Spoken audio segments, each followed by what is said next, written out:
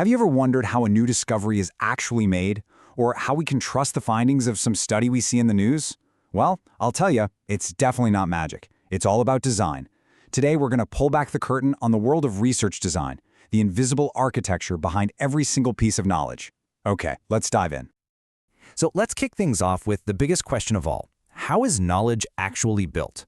It might sound super abstract, but the process is surprisingly systematic. It's actually a lot like constructing a building, where every single choice, right from the ground up, really matters. And this is the central idea for our whole explainer today. A researcher isn't just some explorer stumbling upon discoveries. Nope, they are an architect.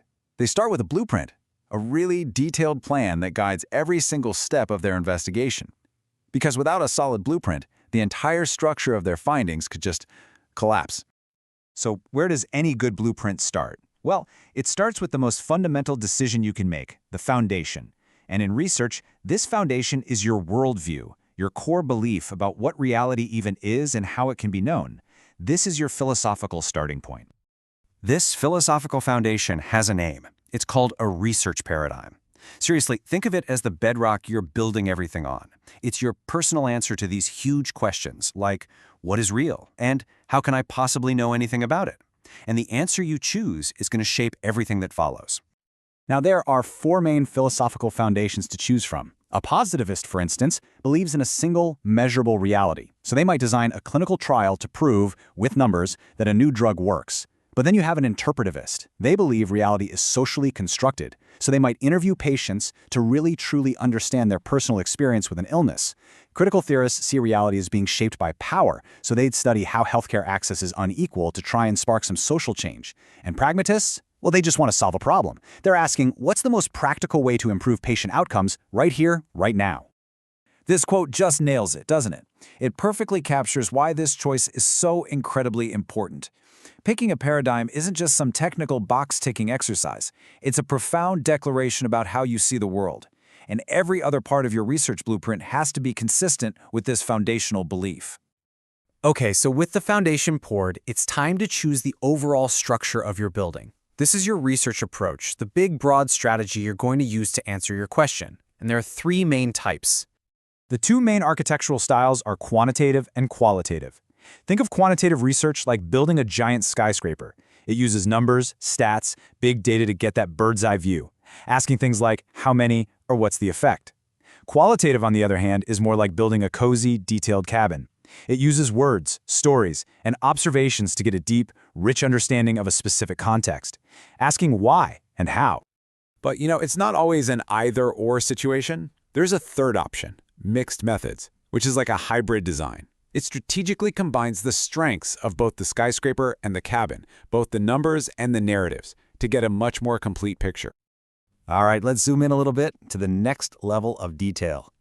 Now that we've chosen our main structure, quantitative, qualitative, or mixed, we have to draft the specific floor plan. This is your research design. This is the nitty-gritty, the step-by-step procedure for how you're going to collect and analyze your data. For a quantitative building, the floor plan you choose follows a pretty clear decision path. The key here is the question you're asking. If you want to prove beyond a doubt that A causes B, you need an experimental design. That's the gold standard. If you just want to see if A and B are somehow related, you'd use a correlational design. And if you simply want to describe what a whole group of people thinks or does, a survey design is probably your best bet. Now, the qualitative floor plans are way more varied, and they're all designed for depth and meaning.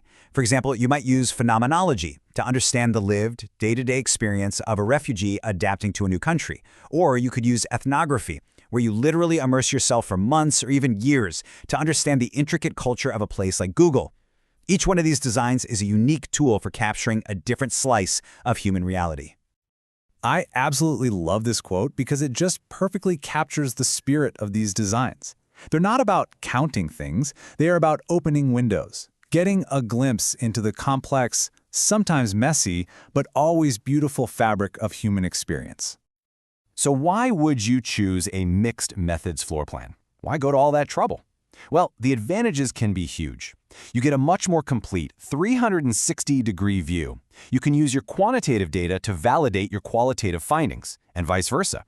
And honestly, a lot of the time, combining them leads to those aha moments, those unexpected discoveries that neither approach could have found on its own. Okay, our building is almost complete. The foundation is set, the structure is up, and the floor plan is all drafted out.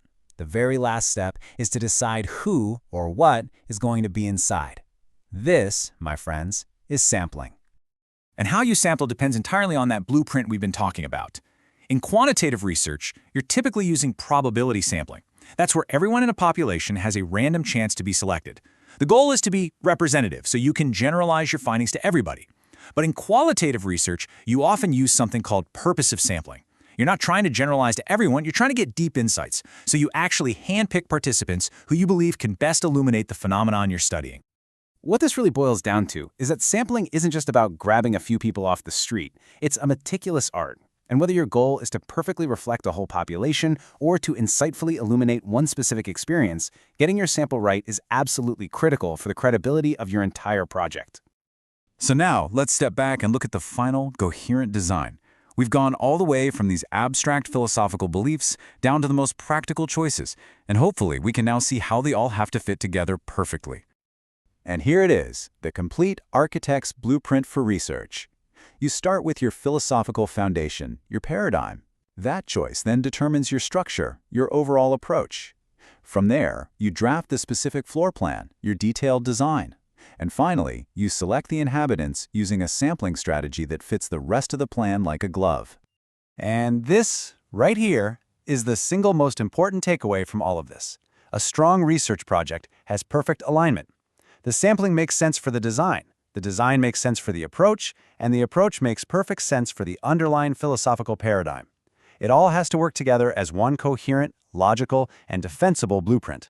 So the next time you come across a new study or you see a shocking headline based on some research, I want to encourage you to ask yourself this one simple question.